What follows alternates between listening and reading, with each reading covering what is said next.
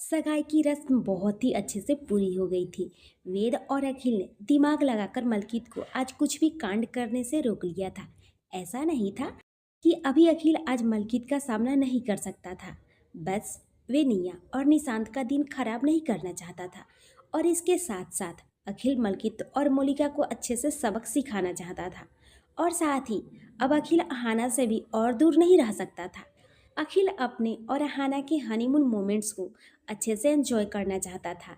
इसलिए ही उसने वेद के साथ प्लान बनाकर मलकित को कुछ वक्त के लिए रोक लिया था। वेद को भी वक्त मिल गया था मलकित के लोगों को खरीदने का और मलकित मूलिका के बारे में और जानने का।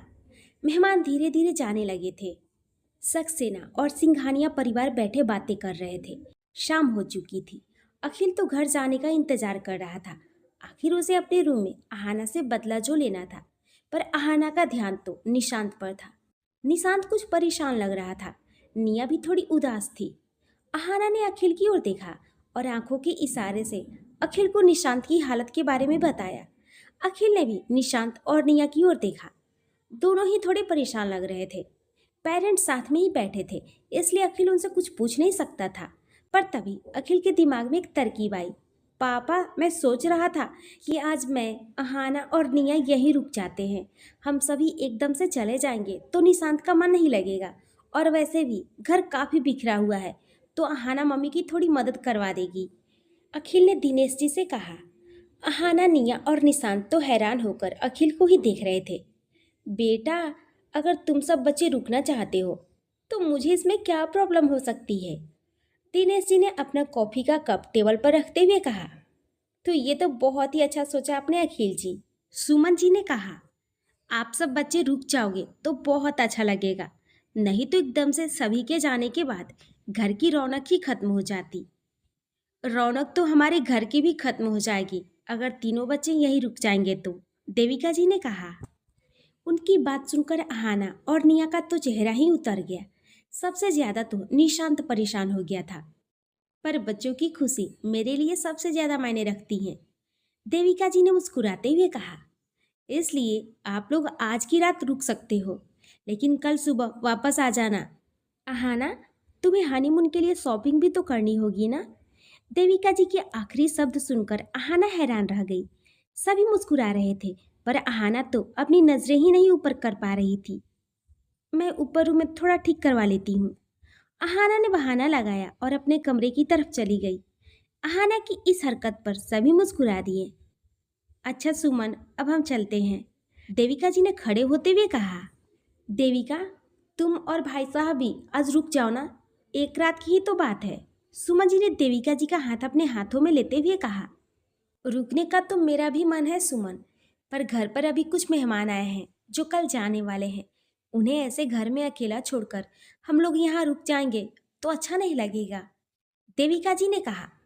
फिर तो हम आपको नहीं रोकेंगे भाभी जी, सुदेश जी ने कहा और दिनेश जी को हाथ जोड़कर बोले। उम्मीद है कि आपको सभी तैयारियां अच्छी लगी होगी भाई साहब। फिर भी अगर कोई कमी रह गई हो तो माफ़ कीजिएगा। अरे अरे, कैसी बातें कर रहे हैं आप सुदेश जी? प्लीज़ हमें शर्मिंदा मत कीजिए। सभी तैयारियां वाकई में बहुत ही अच्छी थी। और वैसे भी हमारी निया को इतना केयरिंग हमसफ़र मिल रहा है, ये हमारे लिए ज़्यादा मैटर करता है, दिनेश जी ने सुदेश जी के हाथों को अपने हाथों में लेते हुए कहा। बस जल्दी से दोनों बच्चों की पढ़ाई पूरी हो जाए और मैं निया को अपने घर में हमेशा के लिए ले आऊं। बस जल्दी से वे दिन आ जाए, सुमन जी ने कहा। अखिल और निया दोनों ने महसूस किया कि सुमन जी की बात निशांत को अच्छी नहीं लगी है। निया तो पहले से ही निशांत के दिल का हाल जानती थी कि वे पढ़ाई पूरी होने तक रुकना नहीं चाहता, बल्कि अभी ही शादी करना चाहता है। अखिल ने भी निशांत के चेहरे से उसके दिल का हाल पढ़ लिया था। अखिल ने निया की ओर देखा। निया अखिल से नजरें नहीं मिला पाई और उसने अपनी पलकें झुका ली। अखिल का शक यकीन में बदल चुका था। निशांत की उदासी का कारण अखिल को पता लग चुका था। देविका जी और दिनेश जी सिंघानिया मेंशन के लिए निकल गए थे। सुमन जी भी घर के काम में व्यस्त हो गई थी और सुदेश जी अपने लैपटॉप पर काम कर रहे थे। यही मौका था निशांत और निया से बात करने का। निया, निशांत, अहाना के रूम में आ जाओ, मुझे तुम दोनों से कुछ बात करनी है, बहुत जरूरी बात, अखिल ने दोनों की ओर देखते हुए कहा और खुद अहाना के रूम की ओर बढ़ गया। निया और निशांत दोनों जानते थे कि अखिल समझ चुका है कि दोनों शादी में देरी वाली बात से परेशान हैं। पर इस बात पर अखिल का क्या रिएक्शन होगा, इस बारे में सोचकर दोनों घबरा रहे थे। धीरे धीरे कदमों से सीढ़ियां चढ़ते हुए निया और निशांत भी आहाना के रूम में आ गए। अखिल बेड पर बैठा हुआ था, आहाना बाथरूम में थी। निया और निशांत को अखिल ने बैठने का इशारा कर दिया, पर कुछ कहा नहीं। कुछ मिनट बाद आहाना भी बाथरूम से बाहर आ गई। आहाना को बाथरूम में डोर ओपन होने की आवाज़ तो आई थी, जिससे आहाना समझ गई थी कि अखिल रूम में आया होगा। पर रूम में निया और निशांत को भी देखकर आहाना हैरान रह गई। उसकी हैरानी ये देखकर और भी बढ़ गई कि अखिल निया और निशांत को घूर रहा था, और वहीं निया और निशांत दोनों सिर झुकाए बैठे हुए थे। क्या हुआ आप सभी को? आप सब इतने परेशान क्यों लग रहे हैं? आहाना ने अखिल के पास बैठते हुए पूछा। ये सवाल आप इन दोनों से कीजिए आहाना। अखिल ने आहाना का हाथ अपने हाथ में लेते हुए कहा। आज का दिन इनके जिंदगी का कितना खास दिन है, और देखो आज के दिन ही दोनों कैसे मुंह लटकाए बैठे हैं। अखिल को बात का पता चल चुका था, पर वे चाहता था कि निया या निशांत में से कोई खुद ही अपने मुंह से सारी बातें बोले। क्या हुआ निशांत, सब ठीक है ना? आहाना ने परेशान होते हुए निशांत की तरफ देखकर पूछा। जी दी, सब ठीक है। निशांत ने छोटा सा जवाब दिया और फिर से सिर झुका लिया। जरूर कोई बात है, कुछ तो छुपा रहे हो तुम दोनों। आहाना ने निया और निशांत दोनों को एक साथ देखते हुए कहा। निया के हाथ कांप रहे थे। आहाना की नजर अब निया पर ही थी। आहाना जानती थी कि बात जरूर निया और निशांत की पर्सनल है, जो कि निशांत कभी भी अखिल के सामने कहने की हिम्मत नहीं करेगा। इसलिए आहाना उठी और निया के पास जाकर बैठ गई। निया, मैं जानती हूँ कि निशांत कुछ भी नहीं बोलेगा, पर बच्चे, अगर तुम भी कुछ नहीं कहोगी तो मैं और अखिल कैसे जान पाएंगे कि बात हुई क्या है, और अगर बात का ही पता नहीं चलेगा तो उसका सॉल्यूशन कैसे निकलेगा? हाना ने निया के हाथ को अपने हाथ में दबाते हुए कहा। वे भाभी, बात बात यह है कि निया कुछ कह पाती उससे पहले ही निशांत बोल पड़ा। कुछ कुछ भी बात नहीं है दी, हमारी तो बस आपस में ही थोड़ी बहस हो गई थी। निशांत ने झूठ बोल दिया। निया हैरान होकर निशांत को देख रही थी। निशांत की नजरें एक बार फिर से झुक गई थी। ठीक है, तो फिर अगर तुम दोनों की थोड़ी बहस ही हुई है तो तुम दोनों फोन पर ही अपना मामला सुलझा लोगे। हमें यहाँ रुकने की क्या जरूरत है? अखिल ने खड़े होते हुए कहा। चलिए हाना, चलो निया, हमें घर चलना चाहिए। जीजू, निशांत ने खड़े होते हुए कहा। जीजू बस रिश्ते के लिए बोलते हो निशांत, शायद तुम दिल से नहीं मानते हो।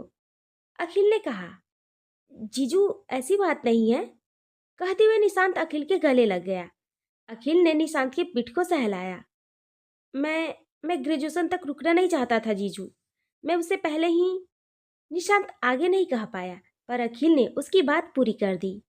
तुम और निया उससे पहले ही शादी करना चाहते हो। अखिल ने निशांत को खुद से अलग करते हुए कहा।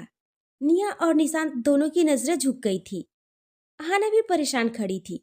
उसे कोई आइडिया नहीं था कि अखिल इस बात पर कैसे रिएक्ट करेगा, पर अखिल मुस्कुरा रहा था। निशांत ने जब अखिल की ओर देखा तो हैरान रह गया। जब हम किसी से मोहब्बत करने लगते हैं तो अपने हमसफर के बिना रह पाना कितना मुश्किल हो जाता है, ये मैं अच्छे से समझ सकता हूँ निशांत। अखिल ने आहाना की ओर देखकर स्माइल की। अखिल की बात सुनकर आहाना की आंखें भीगने लगी थी। कहीं ना कहीं मैं भी यही चाहता हूँ निशांत, कि तुम और निया जल्द से जल्द एक हो जाओ। निया और निशांत दोनों ने एक दूसरे को देखा। अखिल ने मुस्कुराते हुए निया की ओर अपना हाथ बढ़ाया। धीरे धीरे से चलते हुए निया अखिल के पास आई। अखिल ने निया का हाथ पकड़ा और निया का हाथ निशांत के हाथ में दे दिया। दुनिया की किसी ताकत में इतनी हिम्मत नहीं है निशांत, जो दो प्यार करने वालों को एक दूसरे से दूर रख सके। उन्हें आखिर मिलना ही होता है, और जब सवाल मेरी गुड़िया की है तो मैं कैसे पीछे हट सकता हूँ? अखिल ने निया के सिर पर हाथ फेरते हुए कहा। निया इमोशनल हो गई थी। वे झट से अखिल के गले लग गई। अहाना भी इमोशनल हो गई थी। उसने अखिल की बाजू को थामा हुआ था। निया, निशांत, मुझे एक बहुत ही जरूरी काम है। मैंने सोचा था कि उस काम के पूरा होते ही मैं घर में तुम दोनों की शादी की बात करूंगा, पर मुझे लगता है उससे पहले ही तुम दोनों की शादी की बात करनी पड़ेगी। इसलिए अब मैं मालदीव से वापस आते ही मम्मी पापा से बात कर लूंगा, और विश्वास करो निया, अगले 1 महीने के अंदर मैं तुमसे पीछा छुड़वा कर ही रहूंगा। अखिल ने मजाक करते हुए कहा। भाभी, निया ने चिढ़ते हुए अहाना के गले लग गई, पर निशांत से नजरें मिलते ही वे शर्मा गई। निशांत मुस्कुरा रहा था। कुछ देर बाद सभी ने साथ में डिनर किया। निया और निशांत अपने रूम में चले गए। अहाना जानबूझकर रूम में नहीं जा रही थी। उसे डर था कि पता नहीं अखिल उसके साथ क्या करेगा, किस तरह से उसे सजा देगा। अखिल रूम में चला गया था। सुमन जी ने अहाना को भी सोने को कहा। अब अहाना रुकने का बहाना नहीं बना सकती थी। अपने अंदर हिम्मत बटोरकर अहाना धीरे धीरे सीढ़ियां चढ़ी और अपने रूम में आ गई। अखिल रूम में नहीं था। अहाना ने रूम में आकर डोर लॉक कर लिया। अखिल साथ बाथरूम में था। अहाना अपने कपड़े अलमारी से निकालने वाली थी कि तभी बाथरूम का दरवाजा खुला।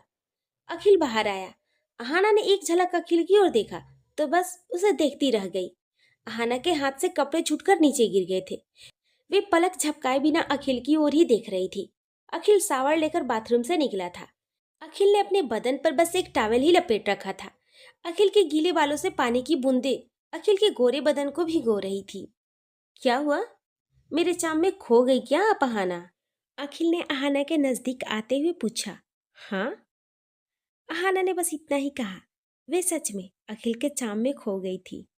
अच्छा जी, तो फिर मैं क्यों पीछे रहूं? इतना बोलते हुए अखिल अहाना के बेहद नजदीक आ गया और अहाना के होठों की ओर बढ़ने लगा। अखिल की गर्म सांसें अहाना के चेहरे पर पड़ी। तब कहीं जाकर अहाना अपने होश में वापस आई। अखिल, क्या कर रहे हैं आप? छोड़िए मुझे। अहाना ने अखिल से दूर जाने की कोशिश करते हुए कहा। क्यों छोड़ू? अहाना, मैंने सुबह कहा था ना कि आपको रात को पनिशमेंट मिलेगी। भूल गई क्या आप?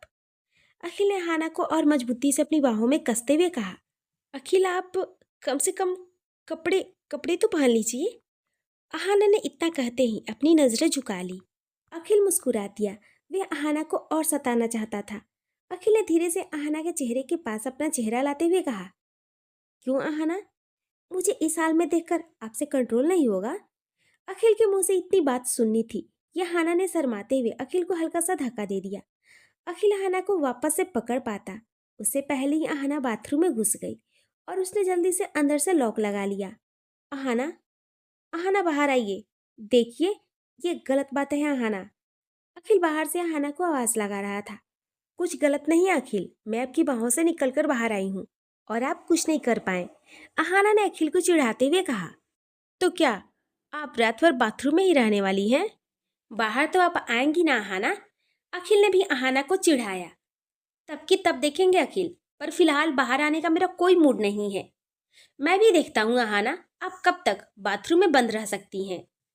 इसके बाद अखिल ने अपने कपड़े पहने और बेड पर लैपटॉप लेकर बैठ गया।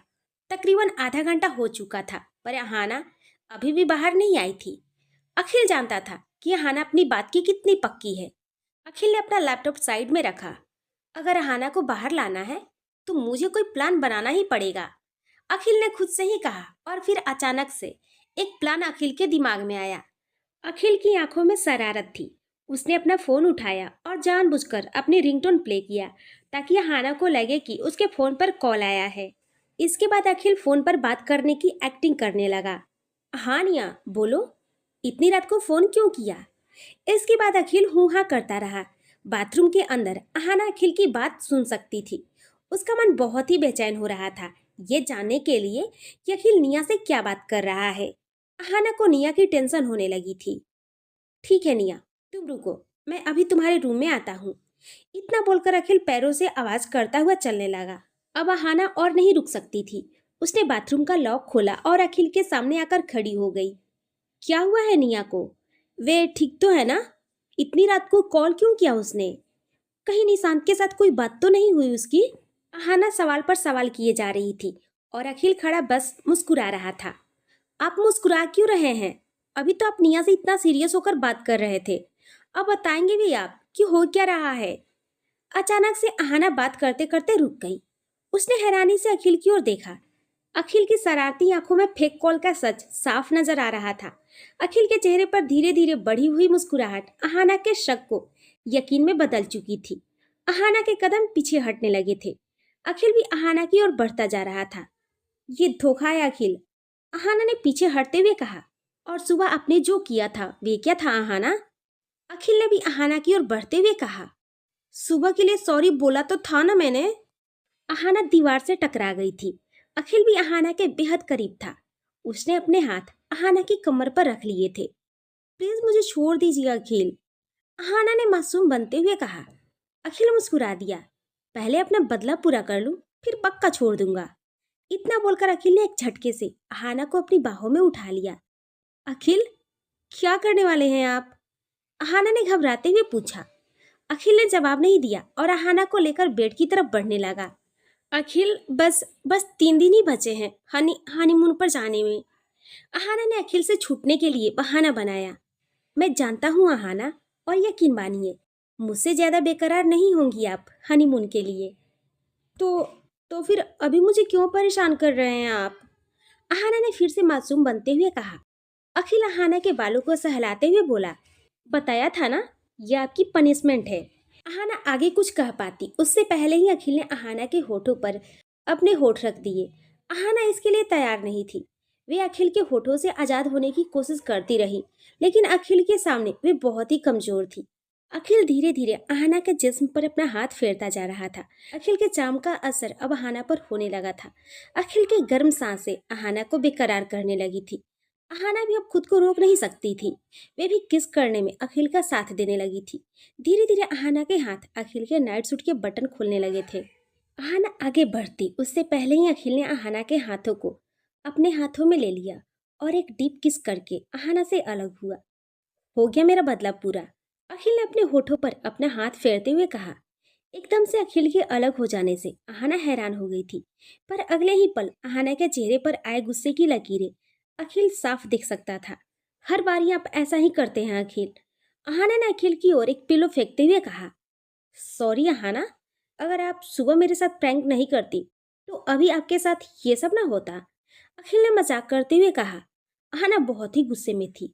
उसने गुस्से में अखिल की ओर देखते हुए कहा, आगे का सोच कर चलिएगा मिस्टर अखिल सिंघानिया। ये जो मजाक आप हर बार मेरे साथ करते हैं, कहीं मैं भी ऐसा कुछ हनीमून पर आपके साथ ना कर दूं। अहाना, अखिल ने गुस्से में अहाना की ओर देखकर कहा। अहाना भी गुस्से में थी। उसने एक और पिलो उठाकर अखिल की ओर फेंका। अखिल ने उस पिलो को पकड़ लिया और गुस्से में उसे फाड़ दिया। पिलो से कॉटन निकलकर स्नोफॉल की तरह अखिल और अहाना के ऊपर गिर रही थी। अखिल ने गुस्से में अहाना का हाथ पकड़ा और बोला, ऐसा करने के बारे में सोचिएगा भी मत अहाना। क्यों? अगर मैं मना करूंगी तो जबरदस्ती करेंगे आप मेरे साथ? अहाना ने भी गुस्से में अखिल की आंखों में देखते हुए कहा। जबरदस्ती करनी होती तो शादी की पहली रात ही कर चुका होता अहाना, पर अब आपसे दूर रहा तो मैं जी नहीं पाऊंगा। अखिल ने इतना कहा और अहाना का हाथ छोड़कर बेड से उठ गया। अहाना को अपने दिल में एक टिस्सी महसूस हुई। एक बार फिर से आज उसने अखिल का दिल दुखाया था। अहाना खुद भी बेड से उठी और अखिल के पास आई। अखिल विंडो के सहारे खड़ा हुआ था। सॉरी, अहाना ने अखिल की ओर देखते हुए कहा। अखिल ने कोई जवाब नहीं दिया और पलटकर खड़ा हो गया। अहाना दूसरी साइड आ गई, कान पकड़कर सॉरी। अहाना ने फिर से अखिल से माफी मांगी। अखिल ने फिर से कोई जवाब नहीं दिया। वे फिर से पलटने वाला था कि तभी अहाना ने अखिल का हाथ पकड़ लिया। अखिल ने अहाना की ओर देखा। अहाना के चेहरे पर मुस्कुराहट थी, पर आंखों में शरारत भी थी। अखिल कुछ समझ पाता उससे पहले ही अहाना अखिल के पैरों पर खड़ी हो गई और अखिल के चेहरे को अपने हाथों में थामते हुए बड़े ही पैशनेट तरीके से अखिल को किस करने लगी। अहाना के जिस्म से आती खुशबू में अखिल का गुस्सा भी पिघलने लगा था। उसने भी अहाना को कमर से पकड़ा, अपने और नजदीक कर लिया और अहाना को किस करने लगा। किस करते करते दोनों ही बेड पर आ गए। न जाने कितनी ही देर दोनों एक दूसरे के होठों में खोए रहे। बाहर से आती चांद की रोशनी में दोनों नहा रहे थे। कुछ देर के बाद दोनों ही एक दूसरे की बाहों में सो चुके थे।